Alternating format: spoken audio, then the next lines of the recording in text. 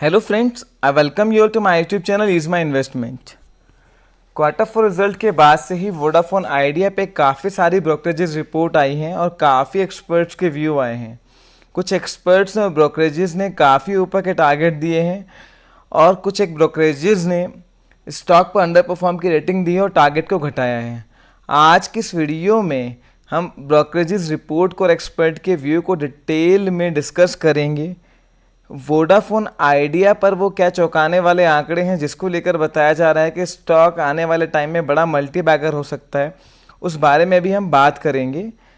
Friends, Vodafone idea या कोई भी स्टॉक हो, जब भी आप इस तरह का हाईली वॉलेटाइल स्टॉक लेते हैं तो उस स्टॉक के फंडामेंटल्स को, उन रीज़न को समझना आपके लिए बहुत ज़रूरी है, जिसकी वजह से उस स्टॉक में एक बहुत बड़ी तेज़ी या बड़ी गिरावट आ सकती है। जब आप स्टॉक के प्रॉस एंड कॉन्स को समझ लोगे, खासकर वोडाफोन आइडिया जैसे हाईली वॉलेटाइल स्टॉक में, तो आपको अपना रिस्क एपेटाइट भी पता लग जाएगा और आपको खुद ही ये बात पता चल जाएगी कि स्टॉक में कितना प्रॉफिट आपको हो सकता है और आपका रिस्क एपेटाइट क्या है और लॉस के चांसेस कितने हैं।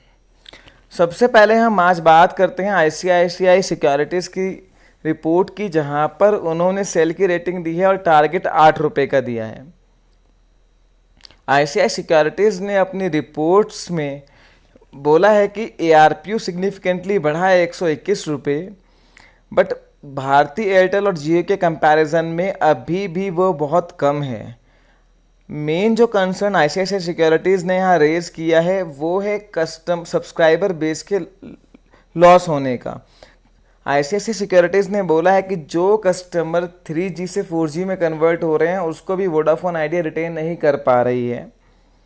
ARPU सिग्निफिकेंटली तभी बढ़ेगा जब कंपनी 4G सब्सक्राइबर को गेन करेगी, 4G सब्सक्राइबर बढ़ाएगी, क्योंकि वहाँ पर टैरिफ ज़्यादा है। अगर सिग्निफिकेंटली ARPU बढ़ना है तो 4G सब्सक्राइबर बेस को बढ़ाना ही पड़ेगा, पर कंपनी का 4G सब्सक्राइबर बेस लगातार कम हो रहा है, जिसकी वजह से अगर ARPU बहुत ज़्यादा नहीं बढ़ता है तो रेवेन्यू नहीं बढ़ेगा, रेवेन्यू नहीं बढ़ेगा तो कंपनी कैपेक्स नहीं कर पाएगी, आने वाले टाइम में नई टेक्नोलॉजी में इन्वेस्ट नहीं कर पाएगी। हालांकि एबिट का जो इनका एस्टिमेशन है उसको इन्होंने 34-35% के आसपास बढ़ाया है और रेवेन्यू को 5% के आसपास कट किया है। इनका पहला जो टारगेट था वोडाफोन आइडिया पे वो 6 रुपये था, उसको बढ़ा के इन्होंने 8 रुपये किया है और सेल की रेटिंग दी है, क्योंकि शेयर का प्राइस अभी 10 रुपीज़ चल रहा है। दूसरी जो रिपोर्ट आई है वो एडलवाइसिस की है। एडलवाइसिस की रिपोर्ट में उन्होंने 9 रुपये का टारगेट दिया है। जो कंसर्न्स रेज किए हैं वो लगभग जो है सेम है। इन्होंने भी उसी कंसर्न को रेज किया है कि जो 4G सब्सक्राइबर का एडिशन है वो बहुत कम है। इवन जो एग्जिस्टिंग सब्सक्राइबर हैं 4G के वो भी लगातार कम होते जा रहे हैं, जिसके बिना ARPU सिग्निफिकेंटली नहीं बढ़ सकता। एडलवाइसिस ने लिखा है कि 4G सब्सक्राइबर को रिटेन करना और मार्केट शेयर को कैप्चर करना कंपनी के लिए बहुत ज़्यादा क्रूशियल है। अगर 4G सब्सक्राइबर इस तरह से जो है कम होते गए तो कंपनी के लिए आने वाले टाइम में थोड़ी मुश्किल हो सकती है। एक कंसर्न AGR का भी इन्होंने रेज किया है कि AGR का जब तक हैंगओवर रहेगा अपनी एसेट्स को सेल करके मोनेटाइज करना कंपनी के लिए थोड़ा मुश्किल होगा। वोडाफोन आइडिया पर एस इन्वेस्टर दीपन मेहता के भी कुछ कमेंट्स आए हैं, उसके भी जो मेजर हाइलाइट्स है वो मैं आपके सामने बता देता हूं। दीपन मेहता ने बोला है कि इंडियन टेलीकॉम इंडस्ट्री एक रिवाइवल री रेटिंग के फेज से गुजर रही है। वोडाफोन आइडिया में काफ़ी बड़ा मल्टी बैगर ये स्टॉक हो सकता है अगर ये अपने AGR के इशू को रिजॉल्व कर ले। वहाँ पर दीपन मेहता का ये कहना है कि AGR का ही मेजर हैंगओवर है, बाकी सब जो इश्यूज़ हैं वो कंपनी आने वाले टाइम में मैनेज कर सकती है। मेन ये देखना होगा किस तरह से यहाँ प्रमोटर कैपिटल इन्फ्यूज़ करते हैं। AGR के लिए स्टैगर्ड पेमेंट की तरफ से कोई रिलीफ सुप्रीम कोर्ट की तरफ से इनको मिले। अगर यहाँ पर ये हैंगओवर कम होता है, यहाँ पर ये AGR का जो इशू है ये रिजोल्यूशन की तरफ जाता है, तो वोडाफोन आइडिया आने वाले 2-3 साल में काफ़ी बड़ी मल्टी बैगर हो सकती है।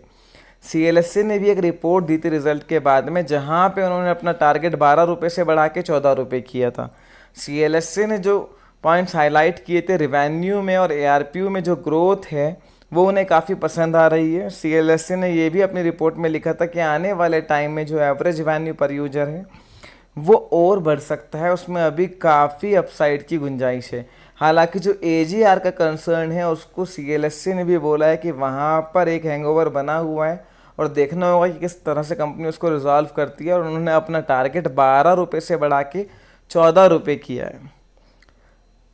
फ्रेंड्स, इन सब ब्रोकरेज से रिपोर्ट्स का जो जिस्ट हम निकालें, दीपन मेहता साहब ने भी जो बोला है उसका भी हम जिस्ट हम निकालें, तो एक चीज़ तो क्लियर है कि जो मेजर डाउनसाइड स्टॉक में है वो 6, 7, 8 रुपये के आसपास है।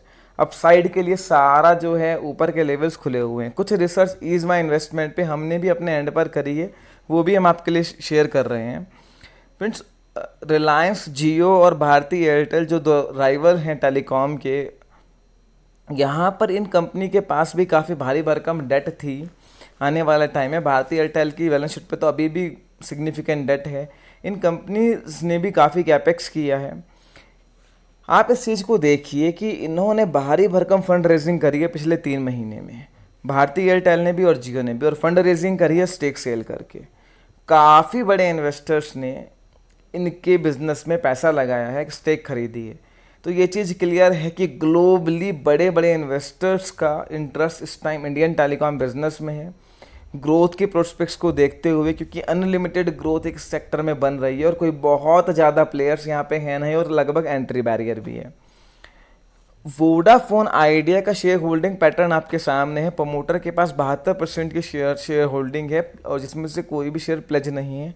FIIs के पास 8-9% के आसपास लगभग, DIIs के पास भी इतनी है, और 10% अदर्स के पास है।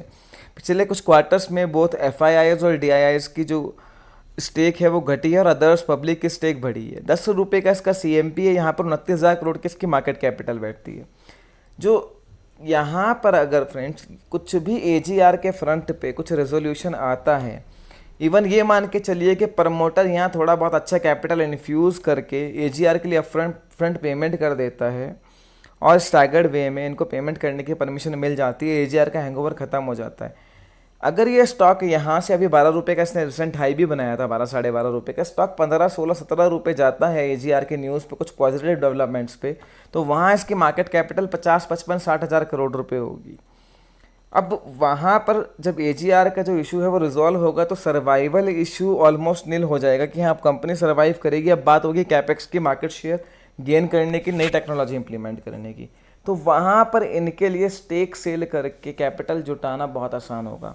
आप इस बात को समझिए कि जब इसकी मार्केट कैपिटल 60-70 हज़ार करोड़ होगी, यानी कि शेयर का प्राइस 20 रुपये के आसपास, वहाँ पर अगर ये 5%, 10% क्वेश्चन काफ़ी है इनके पास में, क्योंकि प्रमोटर्स के पास काफ़ी बड़ी स्टेक है।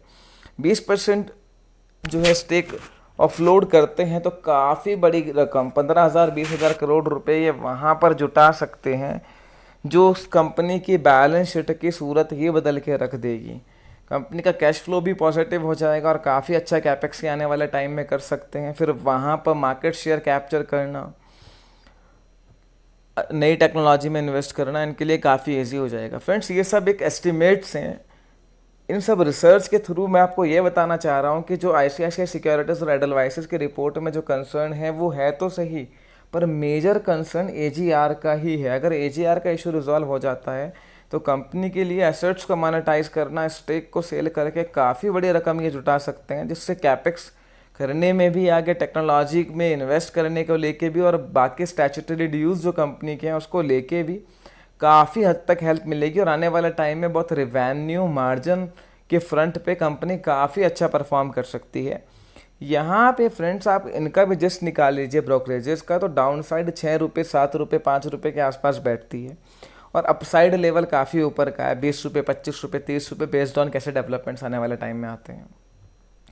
मेन जो चीज़ है वो आपको अपनी रिस्क एपेटाइट देखनी है। आप 2-3 चीज़ों का ध्यान रखें कि स्टॉक को मिनिमम 6 महीने, साल के लिए लें, उससे कम समय के लिए ना लें। इतना ही लें जितना आपके रिस्क एपेटाइट हो। लोन लेके शेयर के मार्जिन पे, या इस एंटिसिपेशन में कि 2 दिन 4 दिन में आज सुप्रीम कोर्ट का जजमेंट आएगा, आज ही डबल हो जाएगा, इस तरह की अफवाहों से बचें। और जो डेवलपमेंट्स इसमें हो रहे हैं, शेयर में जो पॉजिटिव डेवलपमेंट हो रहे हैं, इश्यूज़ को रिजॉल्व होने में इट विल टेक टाइम, तो 6 महीने के व्यूज़ से लें। यहाँ पर रिस्क रिवॉर्ड बहुत फेवर में है। किसी ने अगर 5-6 रुपये के आसपास लिया है तो वहाँ तो उसका रिस्क बहुत कम हो जाता है। इवन 10-11 रुपये के आसपास भी लिया है, वहाँ भी 40-50% का मैक्सिमम रिस्क आप मान के चलिए, और अपसाइड की गुंजाइश बहुत है। तो इस स्टॉक में आप लंबे समय के लिए बने रहें और अपने रिस्क एपेटाइट के हिसाब से ही क्वांटिटी खरीदें। अफवाहों से थोड़ा बच के रहें कि आज ही 5 रुपये आ जाएगा या फिर आज ही 50 रुपये चला जाएगा। स्टॉक को बढ़ने में, इश्यूज को रिजॉल्व होने में थोड़ा टाइम लगेगा। तो अपने रिस्क एपेटाइट के हिसाब से जितनी क्वांटिटी, जितना लॉस, जितनी कैपिटल आप बियर कर सकते हैं, उसके हिसाब से आप इन्वेस्ट कर सकते हैं। 6 महीने का मिनिमम टाइम दें, 1 साल के आसपास को रखें। इस स्टॉक में रेटिंग की काफ़ी संभावनाएं बन रही है और आने वाले टाइम में हो सकता है ये स्टॉक काफ़ी अच्छा रिटर्न इन्वेस्टर्स को जनरेट करके दे। यहाँ पर रिस्क रिवॉर्ड के हिसाब से भी कोई बहुत बड़ा रिस्क नहीं है और काफ़ी अच्छा रिटर्न इन्वेस्टर्स को इस स्टॉक में मिल सकता है। फ्रेंड्स, फर्दर आपके कोई भी क्वेरी इस वीडियो को लेकर हो या वोडाफोन आइडिया को लेकर हो, आप मुझे कमेंट सेक्शन में बता सकते हैं। अगर आपको ये वीडियो पसंद आई है तो वीडियो को लाइक एंड शेयर कीजिए। Thank you.